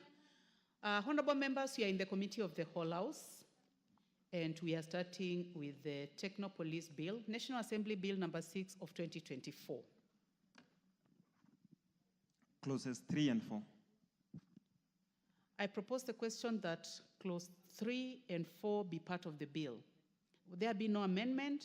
I now put the question that clause 3 and 4 be part of the bill. Will as many as of that opinion say aye? Aye. Will as many as of contrary opinion say nay? The ayes have it. Clause 5. I put the question that clause 5 be part of the bill. Chairman? Call that again. The leader of the whip had distracted me. Madam Chair, kindly call that again. Clause 5, Chairman. Madam Chair, I wish to move that clause 5 be amended as it's appearing on the order paper. And the justification for it is that this amendment now will be aligning with the objective of the bill to position a Technopolis as a premier destination for the technology-driven business, research institutions, and innovation ecosystems, and support development of Kenya's knowledge-based economy. And further, the other terms have been amended to ensure that the technical definitions like high technology and Technopolis is to ensure that the technical definitions are closely aligned with the common usage of the ICT sector and the best practices, Madam Chair. Thank you, Chair. I now propose the question that clause 5 be amended as proposed by the Chair. Honorable Wilberforce Oundo, member for Funyula? No interest in that. I now put the question that clause 5 be amended as proposed by the Chair. Will as many as of that opinion say aye? Aye. Will as many as of a contrary opinion say nay? The ayes have it. I now put the question that clause 5 as amended be part of the bill. Will as many as of that opinion say aye? Aye. Will as many as of a contrary opinion say nay? The ayes have it. Clause 6. I propose the question that clause 6 be part of the bill. Chairman? Madam Chair, I propose that clause 6 be amended as appears on the order paper. And Madam Chair, we are doing this because the bill provides for bylaws and guidelines, and this amendment is to delete the word bylaws. The two words as appear in the bill already imputed in the broader term of administrative guidelines, and the amendment seeks to remove the repetition, Madam Chair. Thank you, Chairman. I now put the question that clause 6. I now propose the question that clause 6 be amended as proposed by the Chairman. Any interest in this? I now put the question that clause 6 be amended as proposed by the Chair. Will as many as of that opinion say aye? Aye. Will as many as of a contrary opinion say nay? The ayes have it.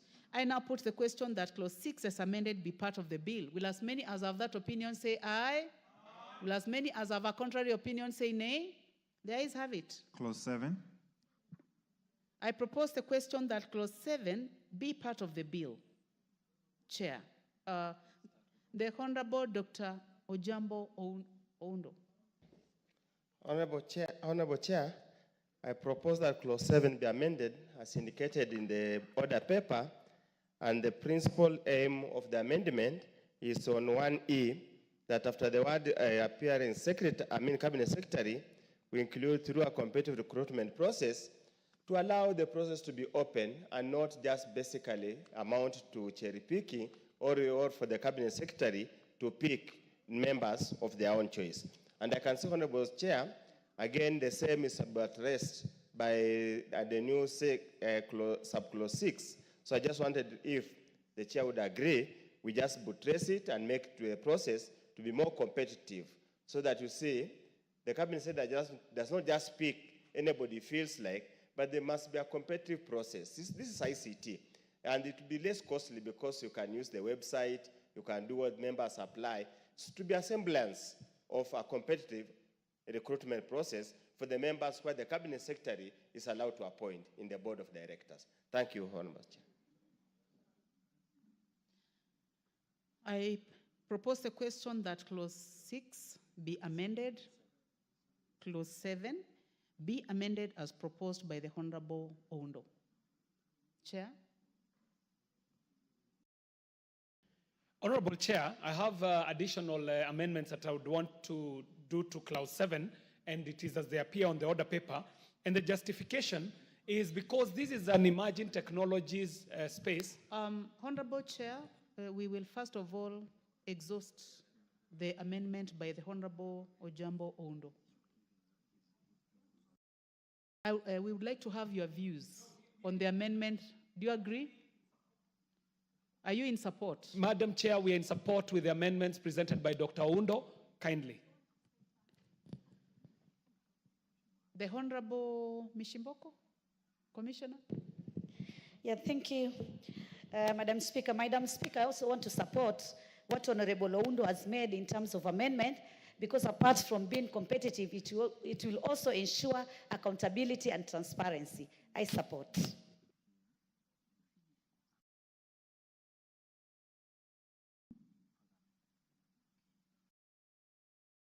So I now put the question that clause 7 be amended as proposed by the Honorable Oundo. Will as many as are of that opinion say aye? Aye. Will as many as have a contrary opinion say nay? The ayes have it. Now I can give an opportunity to the chair. Honorable KJ.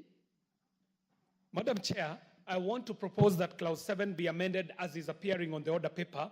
And the justification for this, Madam Chair, is that we all understand that Technopolises in themselves are going to be superintending over emerging technologies. And as such, a requirement for such extensive work experience in leadership and management might block out very good young and youthful talent. The amendment further seeks to provide certainty on the need for diversity on the composition of board members. Madam Chair, I move. Thank you. I now propose the question that clause 7 be amended as proposed by the Honorable Chairman, the Honorable KJ. Yes, the Honorable Oundo. Thank you, Honorable Chair. I truly want to lend my support to the amendments because this is a realm of the young people. We, the old hog, should remain analog and mind our business in analog. Further, Honorable Speaker, when you look at the new number 6 and 7, it really now takes care of all spheres of this society. I support, Chair. Thank you. I now put the question that clause 7 be further amended as proposed by the Honorable KJ. Will as many as have that opinion say aye? Aye. Will as many as have a contrary opinion say nay? The ayes have it. I now put the question that clause 7 as amended be part of the bill. Will as many as have that opinion say aye? Aye. Will as many as have a contrary opinion say nay? The ayes have it. Clause 8. I propose the question that clause 8 be part of the bill. Chair? Madam Chair, it is my proposal that we amend clause 8 as is appearing on the order paper. And the justification for this, Madam Chair, is that this bill, as proposed, had omitted to provide for the criteria for the vacation from office of the chairperson of the board, and the amendment seeks to provide a remedy for the same. Madam Chair, I move. Thank you. I propose the question that clause 8 be amended as proposed by the chair. Honorable Mishi, is your interest in this? I just want to support because it is in order. We need to have criteria. We cannot just do things haphazardly. We need to have some rules and regulation. So it is okay. I support. Thank you. I now put the question that clause 8 be amended as proposed by the chair. Will as many as have that opinion say aye? Will as many as have a contrary opinion say nay? The ayes have it. I now put the question that clause 8 be, as amended, be part of the bill. Will as many as have that opinion say aye? Will as many as have a contrary opinion say nay? The ayes have it. Clauses 9, 10, 11, 12, 13, 14, 15, 16, and 17. I propose the question that clause 9, 10, 11, 12, 13, 14, 15, and 16 be part of the bill. There being now amendment, I now put the question that clauses 9, 10, 11, 12, 13, 14, 15, 16 be part of the bill. Will as many as have that opinion say aye? Will as many as have a contrary opinion say nay? The ayes have it. Clause 17. I propose the question that clause 17 be part of the bill. Chairman. Madam Chair, I propose that this clause 17 be amended the way it appears on the order paper. And the justification for this, Madam Chair, is that the bill is amended to provide an additional feature of technopolises to incorporate not just national, but also global challenges that may appear. And I want to give a little credit to the member, Farah, who is also sitting in the presidium, for noting that Technopolises exist as Technopolis, if it is one, and Technopoli and Technopolises in majority. Thank you very much, Madam Chair. Honorable Farah Maalim. Honorable Maalim. Honorable Maalim. I concur and I support the chair in this amendment. Thank you. I now propose the question that clause 17 be amended as proposed by the chair. Honorable Undo. Chair, I support, the jargons being used are so high sounding, they are scary. Please come back down to where we are, but I support. I put the question. I now put the question that clause 17 be amended as proposed by the chair. Will as many as have that opinion say aye? Will as many as have a contrary opinion say nay? The ayes have it. I now put the question that clause 17 as amended be part of the bill. Will as many as have that opinion say aye? Will as many as have a contrary opinion say nay? The ayes have it. Clauses 18, 19, 20, 21, 22, and 23. I propose the question that clauses 18, 19, 20, 21, 22, and 23 be part of the bill, and there be no amendment. I now put the question. On 21. Honorable Chair, that will come later. I now put the question that clauses 18, 19, 20, 21, 22, and 23 be part of the bill. Will as many as have that opinion say aye? Will as many as have a contrary opinion say nay? The ayes have it. Clause 24. I propose the question that clause 24 be part of the bill. Chair? Madam Chair, my proposal is that clause 24 be amended as it is appearing on the order paper. And this is so that the proposed subclause is provided for to enhance the substantive and procedure of due process that seeks to require the authority to notify an applicant of any refusal to issue a permit. Madam Chair, I move. Thank you, Chair. I propose the question that clause 24 be amended as proposed by the chairman. I now put the question that clause 24 be amended as proposed by the chair. Will as many as have that opinion say aye? Will as many as have a contrary opinion say nay? The ayes have it. I now put the question that clause 24 as amended be part of the bill. Will as many as have that opinion say aye?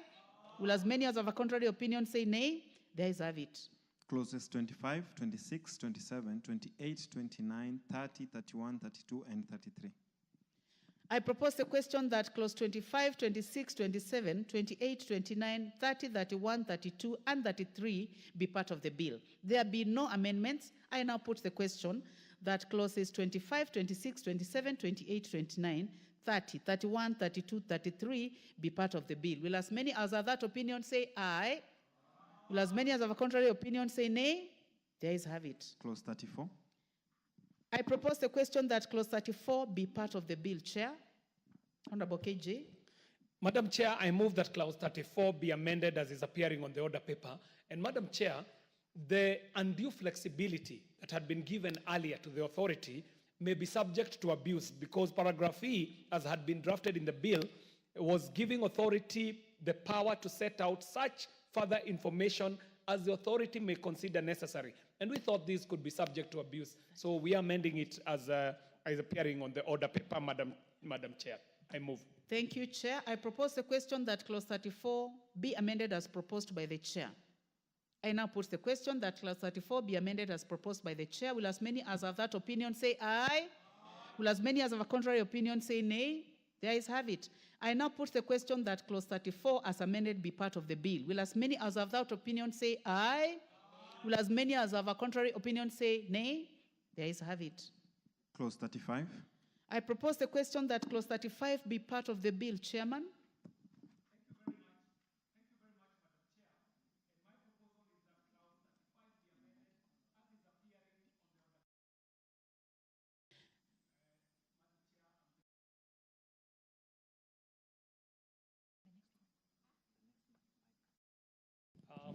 I'm depending on my tab here, so let me use this one.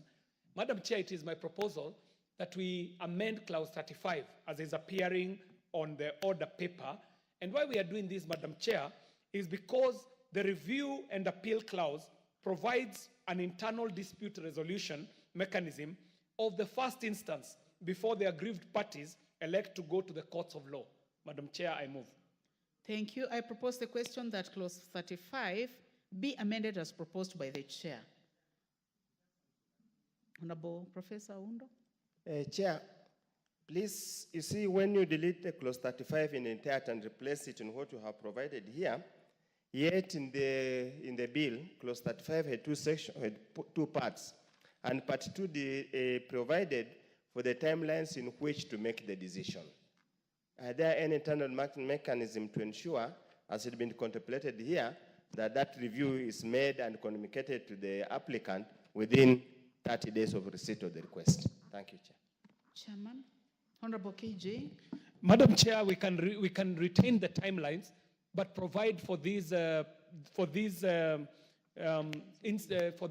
remedy, Madam Chair, so that what we are doing is getting rid of of 35.1 is what we are replacing with the amendment, and then we are able to retain 2 so that we keep the timelines as within 30 days of receipt of request. And thank you very much, Daktari.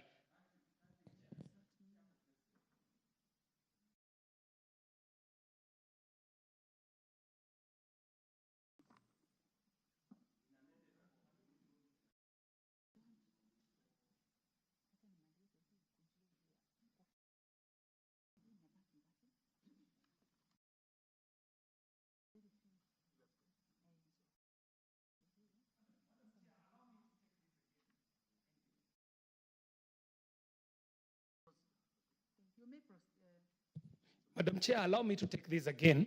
You may proceed. With a fine rereading, and I would want to ask Professor Undo to work with me here. The provisions that we are giving is for an internal mechanism of dispute resolution that will in itself take care of the timelines, Dr. Undo. So kindly let's delete 35 and replace it with the amendment as appears on the order paper. Now I now put the question that clause 35 be amended as proposed by the chair. Will as many as are of that opinion say aye? Aye. Will as many as have a contrary opinion say nay? The ayes have it. I now put the question that clause 35 as amended be part of the bill. Will as many as have that opinion say aye? Aye. Will as many as have a contrary opinion say nay? The ayes have it. Clauses 36 and 37. I propose the question that clause 36 and 37 be part of the bill, and there be no amendment. I now put the question that clause 36 and 37 be part of the bill. Will as many as have that opinion say aye? Aye. Will as many as have a contrary opinion say nay? The ayes have it. Clause 38. I propose the question that clause 38 be part of the bill. Chairman. Madam Chair, it is my proposal that clause 38 be amended as it is appearing on the order paper.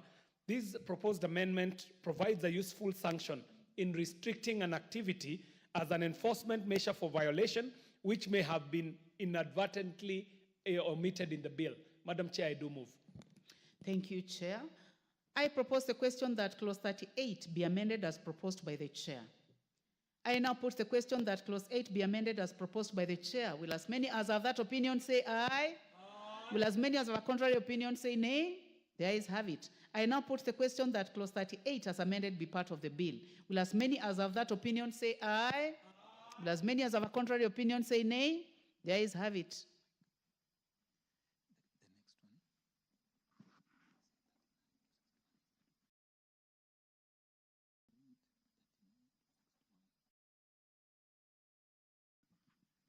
Clauses 39, 40, 41, 42, 43, 44, 45, 46, 47, 48, 49, 50, 51, 52, 53, 54, 55, 56, 57, 58, 59, 60, and 61. Thank you. I propose the question that clauses 39 to 61 be part of the bill. And there be no amendment, I now put the question that clauses 39 to 61 be part of the bill. Will as many as have that opinion say aye? Aye. Will as many as have a contrary opinion say nay? The ayes have it. Clause 62. I propose the question that clause 62 be part of the bill. Chairman. Madam Chair, allow me to move that clause 62 be amended as it appearing on the order paper. And the proposed amendment is seeking to clarify that the subclauses 1 and 2 are distinct and severable in terms of providing for the incentives that extend to the Technopolis. I move, Madam Chair. Thank you, Chair. I propose the question that clause 2 be amended as proposed by the chairman. Honorable Wilberforce Oundo.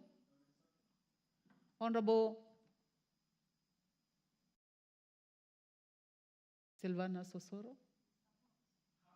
Honorable Mishimboko, Commissioner.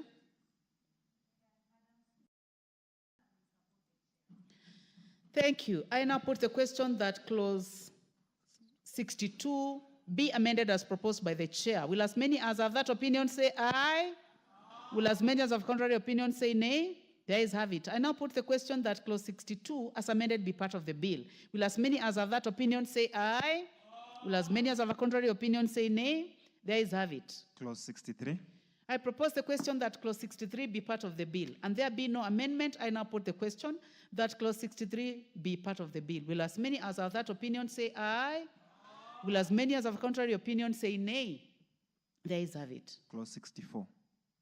I propose the question that clause 64 be part of the bill. Chairman, you have an amendment. Madam Chair, I'm seeking to delete clause 64. And the reason why I'm seeking to delete clause 64 is that we find it unnecessary. This is because all the penalties have been provided for in the specific provisions of the bill where an offense has been created. Madam Chair, I do move. Thank you. I propose the question that clause 64 be deleted as proposed by the chair. Yes, Honorable Hondo, Professor. Probably Chair needs to be a bit careful here. As much as you are very thorough and detailed in legislation, there will be an offense that will be forgotten, will be an offense that will be provided for any part of the bill that no specific fine or sanction is provided for, and that's why it's normally a general practice to put there a general penalty clause to cover any eventualities or any unknowns. I just beg we rethink about it, so that we do not have a situation where we pick something has happened and we have no recourse. Thank you, Chair.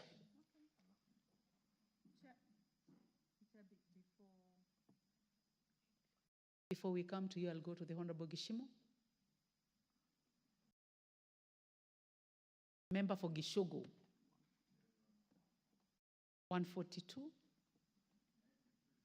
Yeah, we are trying to trace you. We'll get you right now. Thank you, Honorable Chair. I think I support the chair, since where a penalty, where an offense or where there is an offense, it has to be prescribed in the law, and there's no need of registering in vain. And if there are offenses that may not be covered under the Act, then there will also be an opportunity by the CS to do regulations and provide for more penalties. So I believe he is in order to delete a provision that is already in the Act in vain. Good. Honorable Zam. Sure that all the penalties have been provided for. I think it will be in order to delete. The chair, can we proceed? Take time. We burnt the midnight oil to give provisions for offenses that may occur. And in fact, the justification for the deletion of this is that, Madam Chair, a general penalty opens it up for so many opportunities for abuse, and it was the thinking of our committee that is not